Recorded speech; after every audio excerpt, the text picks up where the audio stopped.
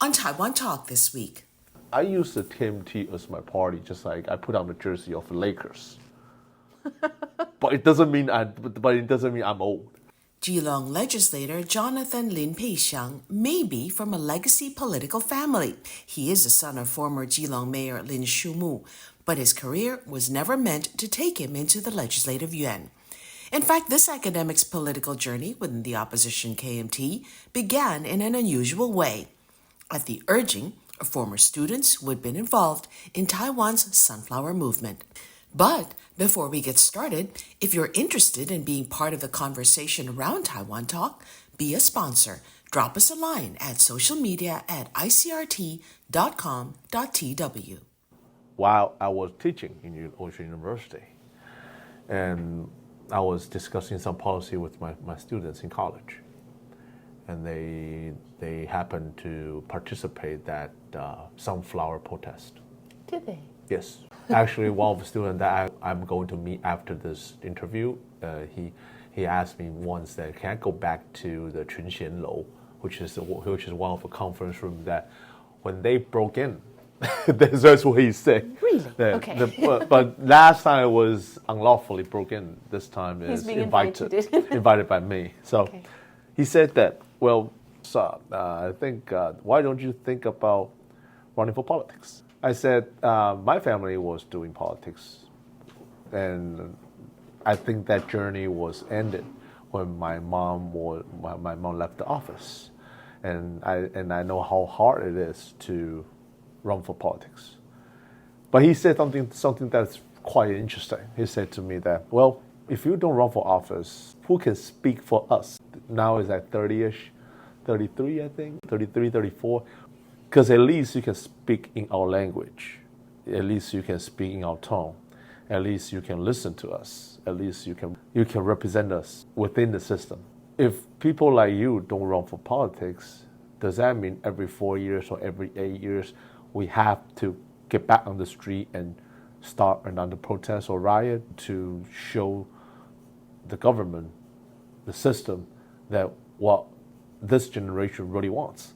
And I say, well, yeah, you're right, but it's still quite hard to run for politics, especially I'm a second-generation politician, and the perception is that I just have to rely on my family. But let's just say I was not blessed by my parents to run for politics, because they think I'm everything.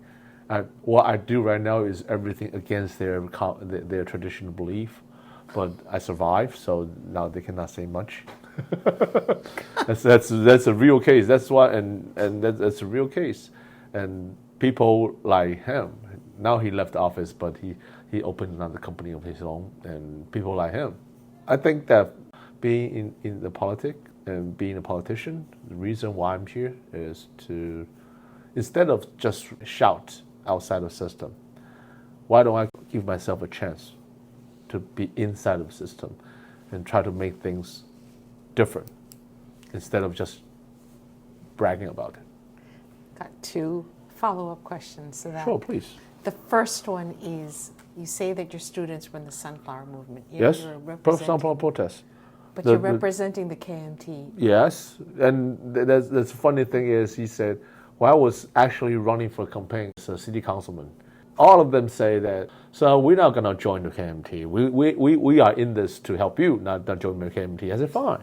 I know the value judgment that the sunflower protests mean. I also know the free spirit of the people's, the generation power and things like that. But because I'm my family heritage, I cannot leave KMT. My family was a KMT politicians, and if I do start as another party, I think my parents will be.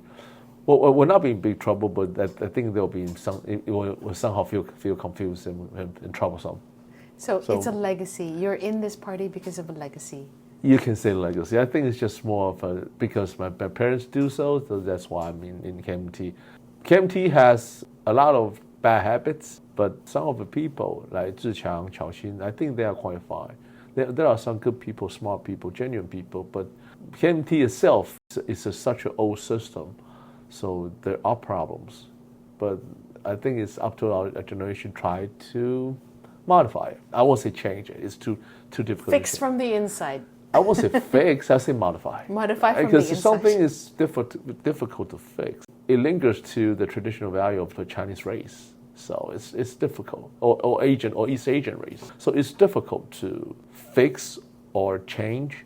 But I do say, in order to survive in this generation, I think modification is a must. What was it like growing up in a political family? Actually, I was raised in a political family, but when I was 14, I studied abroad. I went to United States for high school, for high school for my sophomore year. And I lived in the dormitory for 3 years, then get my college education in U.S. and get my master and PhD also in U.S. So for that big chunk of almost 16 years, 17 years, I was mostly in U.S. Then maybe that's why I'm quite different than the second generation politician that you expected. And also in Chinese politician is always very rigid, always very traditional, always very closed. That means 封闭怎么样? Closed. Closed, yeah. Closed. Always very close. So when you live in U.S. for a long time by yourself as an individual, then you come back to the society. You try to blend in. I had a hard time trying to blend in when I just came back, but fortunately that I got my PhD and I decided not to go into the politics at the first place, because I know that this political career will definitely end one day for my parents or for my family. So before I really get back to this business, all I prepared is to, once my family's political career is over, I can make a living by myself. So that's why I get my PhD. I teach in college. I used to work in MOFA, Foreign Minister of Foreign Affairs, and also work for TIPC, Taiwan International Port Company. That's a nationalized company that controls all the ports in Taiwan. And I was senior research fellow. So I think I did okay by myself. So to come back to the politics was never my first option. But then things happen, then things should take different turns. So I always say that when I decided to run for election, that was something off script. Now it's something off rail or off trail. Mm-hmm. It's totally different. It's totally different path now. Do your students have a hard time wrangling with the fact that I'm KMT? Actually, no, because I use the KMT as my party, just like I put on the jersey of the Lakers. But it doesn't mean I'm old. It doesn't mean they have to follow all the rules of old people. Would you consider yourself to be an outlier? Oh yes, I'm definitely KMT outlier. Are you? I'm definitely KMT, but not as in spoken, but in a way that I do things. But I just figured out that in my Congress this year in KMT, there are a lot of younger people. They all have a different way of doing things that traditional KMT will say, gosh, this is not going to help. This is not going to happen. This is not going to happen. This is not going to work.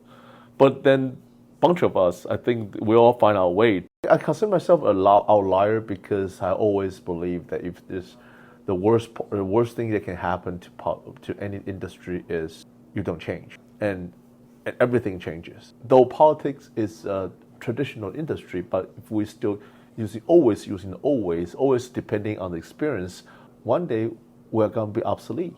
And I don't want to be obsolete. I want to still be competitive. I want to be competitive in my job and also serve my constituency and serve also in the purpose that I come in here.